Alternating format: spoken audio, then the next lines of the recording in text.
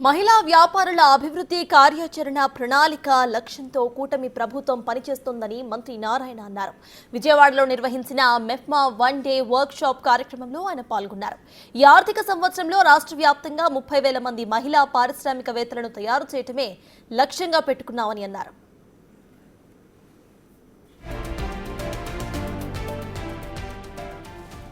ప్రస్తుతం ఉన్న 10,000 యూనిట్లతో పాటుగా అదనంగా మరో 20,000 జీవనోపాధి యూనిట్లను ఏర్పాటు చేసేందుకు ప్రణాళికలను రూపొందించినట్లుగా ఆయన వెల్లడించారు. 2047 నాటికి ప్రతి ఇంట్లో కూడా ఒక వ్యాపారవేత్త ఉండాలనేదే సీఎం చంద్రబాబు లక్ష్యమని అన్నారు.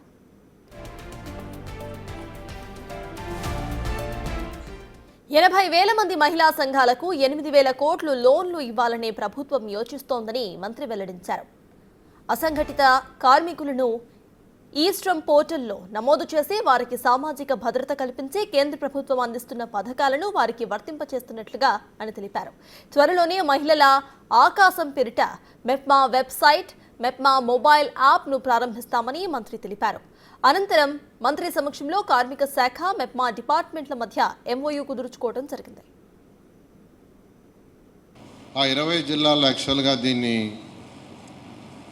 అంటే ఇప్పుడు 13 జిల్లాలు 12 జిల్లాలు ఉండాలి, 13 జిల్లాల్లోనే ఉండాలి పీడీలు.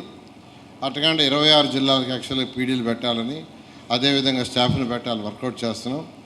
ఆ కార్యక్రమం కూడా త్వరలో చేయటం వల్ల అనేక మందికి దీంట్లో ప్రమోషన్ వస్తుందని ఈ సందర్భంగా తెలియజేస్తూ, నేను అందరినీ ఒకటే, నేను భరత్ గారు అయితే బాగా చేస్తున్నారు, నేను నిజంగా హ్యాపీగా ఉండాలి.